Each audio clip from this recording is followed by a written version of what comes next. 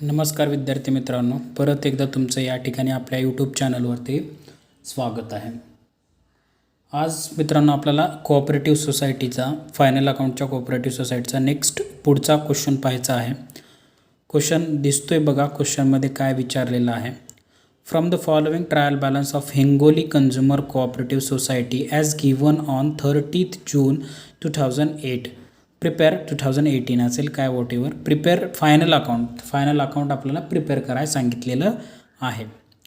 या ठिकाणी trial balance दिलं आहे, एक ट्रायल बॅलन्स दिलं आहे आणि त्याच्यानंतर इन्फॉर्मेशन दिलेली आहे.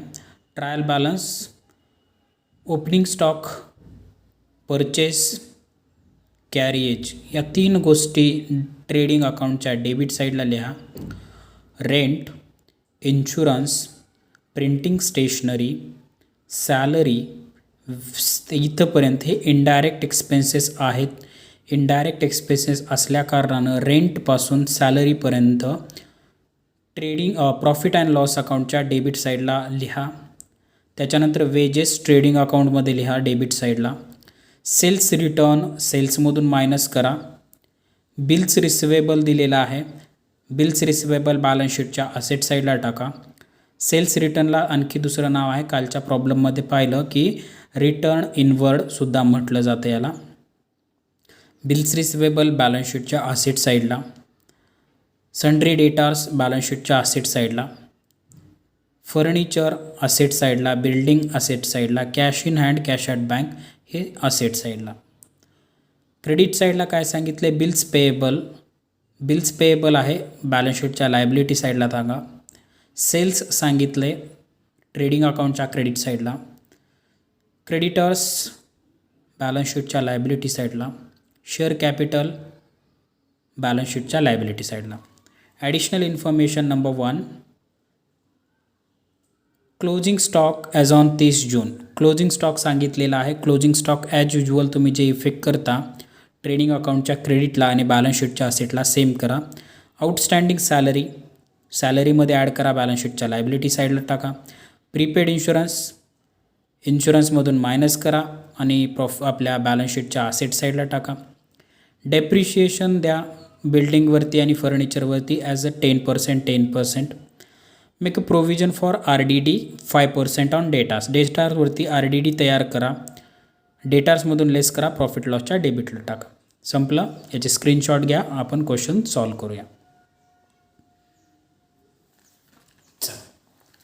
तर क्वेश्चन सॉल्व करूया बाळांनो. मित्रांनो, याच्यामध्ये पहिला आयटम सांगितला आहे ओपनिंग स्टॉक सांगितला. ओपनिंग स्टॉक कुठे लिहितो आपण, ओपनिंग स्टॉक ट्रेडिंग अकाउंटच्या डेबिट साईडला लिहायचं आहे आपल्याला. ट्रेडिंग अकाउंट त्याच्या डेबिट साईडला. टू ओपनिंग स्टॉक त्याची किंमत आहे ओपनिंग स्टॉकची 60,000. त्याच्यानंतर परचेस सांगितलं, डेबिट साईडलाच लिहा. परचेस 90,000 90,000. त्याच्यानंतर कॅरिएज हे सुद्धा ट्रेडिंगमध्येच डेबिट साईडलाच. कॅरिएज 3,600. ओके. त्याच्यानंतर रेंट सांगितलेलं आहे, रेंट प्रॉफिट लॉसच्या डेबिट साईडला. To rent 6,000 6,000.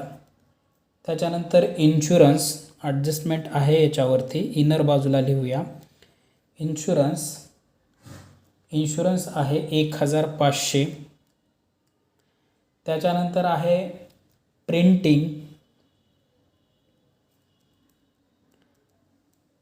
प्रॉफिट लॉसच्या डेबिटलाच. प्रिंटिंग आहे 2,400, ॲडजस्टमेंट नाही. प्रिंटिंग झाल्यानंतर सॅलरी आहे, सॅलरीवरती ॲडजस्टमेंट आहे. सॅलरीवरती ॲडजस्टमेंट किती आहे, सॅलरीवरती 18,000 2,800 18,000 आहे, सॉरी 2,800 आहे. सॅलरी 18,000. त्याच्यानंतर एकच मिनिट, सॅलरी 18,000. वेजेस आहे, वेजेस 6,000. वेजेस 6,000. त्याच्यानंतर वेजेस झाल्यानंतर पुढं आहे सेल्स रिटर्न. सेल्समधून मायनस करायचं ट्रेडिंगच्या क्रेडिट मला बाय सेल्स रिटर्न. किती आहे सेल्स रिटर्न 1500 1500. पुढं काय आहे बिल्स रिसिवेबल बॅलन्स शीटच्या असेट साईडला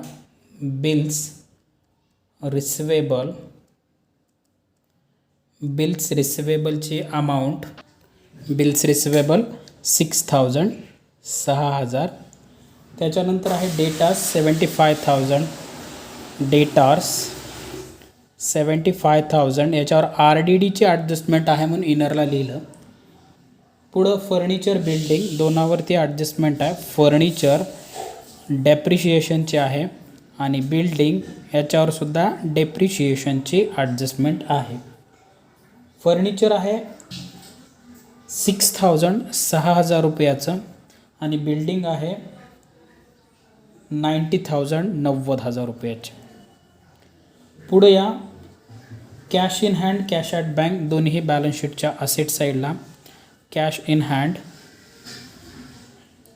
कॅश ॲट बँक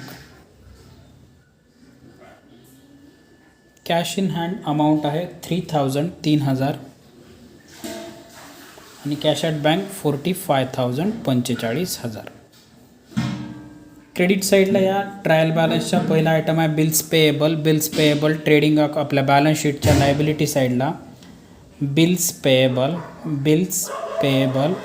अमाऊंट आहे बिल्स पेएबलची 3000 रुपये 3000 रुपीज. सेल आहे त्याच्यानंतर सेल कुठे लिहितो आपण ट्रेडिंग अकाउंटच्या क्रेडिट साईडला लिहा बाय सेल्सची किंमत सांगितले त्यांनी 2,25,000 2,25,000 मायनस करा सेल्समधून 2,25,000मधून 1,500 2,23,500 येऊन जाईल 2,23,500. त्याच्यानंतर पुढं काय आहे क्रेडिटर्स बॅलन्स शीटच्या लायबिलिटी साईडला टाकून द्या. क्रेडिटर्सची किंमत किती आहे क्रेडिटर्स सांगितलेत 1,20,000 1,20,000 आणि लास्ट आयटम आहे शेअर कॅपिटल लायबिलिटी साईडलाच शेअर कॅपिटल याची किंमत सांगितली आहे 66,000 66,000. ओके चला additional number 1 information closing stock सांगितला आहे. क्लोजिंग स्टॉक काय करायचा आहे ट्रेडिंग अकाउंटच्या क्रेडिट साईडला by closing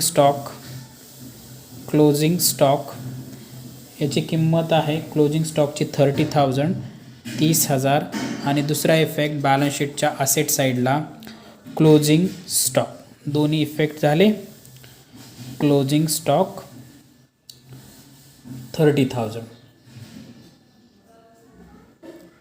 next additional information number 2 outstanding salary 1,500 salary outstanding आहे. काय करणार तुम्ही सॅलरीमध्ये ॲड करा आउटस्टँडिंग सॅलरी किती रुपये 1,500 बेरीज करा 18,000 प्लस 1,500 19,500 आणि हे आउटस्टँडिंग बॅलन्स शीटच्या लायबिलिटी साईडला टाका. Outstanding salary 1,500. त्याच्यानंतर प्रीपेड इन्शुरन्स आहे 300 रुपये. इन्शुरन्समधून मायनस करा इन्शुरन्स प्रीमियम प्रीपेड इन्शुरन्स 300 रुपये मायनस करा इथे राहील 1,200 आणि मायनस केलेला इन्शुरन्स बॅलन्स शीटच्या असेट साईडला प्रीपेड इन्शुरन्स 300 रुपये. त्याच्यानंतर पुढं डेप्रिशिएशन चार्ज करा म्हणते बिल्डिंगवरती आणि फर्निचरवरती 10% फर्निचरमधून लेस करा डेप्रिशिएशन @10% 600 रुपये येईल आणि बिल्डिंगमधून लेस करा डेप्रिशिएशन @10% 9,000 येईल 9,000 येईल. 600मधून 6,000मधून 600 गेले 5,400 राहतील. 90,000मधून 9,000 गेले 81,000 राहतील. आणि हे काढलेले डेप्रिशिएशन प्रॉफिट लॉसच्या डेबिट साईडला टाकून द्या. डेबिट साईडला या प्रॉफिट लॉसच्या टू डेप्रिशिएशन ऑन फर्निचर 600 आणि बिल्डिंग 9000 9600 आउटरला. ओके, चला त्याच्यानंतर डेप्रिशिएशन झाल्यानंतर पुढचं काय आहे, डेप्रिशिएशन ऑन असेट्स आल्यानंतर पुढं आहे make a provision for RDD. RDD तयार करा म्हणते डेटासवरती 5% लेस करा RDD 5%, 5% काढा RDD 5%, RDD 5% ऑन डेटार्स आहेत 75,000, त्याच्या 5% कॅल्क्युलेट करा. हे 2 शून्य कट, हे 2 शून्य कट, किती येईल 750 गुणाकारामध्ये 5 कॅल्क्युलेट करा. 750 गुणाकारात 5 3750 येऊन जाईल RDD. ठीक आहे, 3750 मायनस करा 75,000मधून RDD 3750, 71,250 अमाऊंट राहील. ओके, आणि मायनस केलेली RDD प्रॉफिट लॉसच्या डेबिट साईडला टू 5% RDD ऑन डेटार किती 3750. संपलं. ओके, तर आता टोटल करूया. ट्रेडिंग क्लोज करा सगळ्यांनी.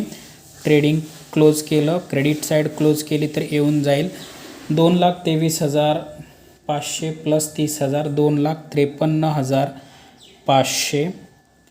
इकडं सुद्धा येऊन जाईल 2,53,500. डेबिट साईड मायनस करा. ग्रॉस प्रॉफिट किती येतो सांगा. ग्रॉस प्रॉफिट जर आपण कॅल्क्युलेट केला ग्रॉस प्रॉफिट तर बरोबर ग्रॉस प्रॉफिट 93,900 येईल. 93,900 93,900. आणि हा आलेला ग्रॉस प्रॉफिट लॉसमध्ये ट्रान्सफर करा बाय ग्रॉस प्रॉफिट 93,900 लागलीच. हे सुद्धा अकाउंट क्लोज करा. क्रेडिट साईड 93,900, इकडची सुद्धा 93,900. डेबिट साईड मायनस करा. नेट प्रॉफिट येऊन जाईल तुमचा. Net profit which is transfer to balance sheet. किती आला नेट प्रॉफिट. जर तुम्ही व्यवस्थित नेट प्रॉफिट कॅल्क्युलेट केला तर 51,450 येऊन जाईल. 51,450 51,450 हा आलेला नेट प्रॉफिट डायरेक्टली तुम्ही या बॅलन्स शीटच्या लायबिलिटी साईडला टाकून द्या. नेट प्रॉफिट 51,450 टोटल करा दोन्ही साईडची. टोटल जर केली क्रेडिट साईड असेट्स आणि लायबिलिटी टॅली व्हावंच लागतं. 2,41,950 2,41,950 2,41,950. ओके, चला तर काही याचं जे सोल्युशन आहे ते सोल्युशन पाठवणारच आहे तुम्हाला ग्रुपवरती. हे बघा ट्रेडिंग अकाउंट पूर्ण यूज करून बघा. आणि हे आहे बॅलन्स शीट. त्या PDF मध्ये याचंसुद्धा आन्सर आहे. ओके, ठीक आहे, थांबूया इथं.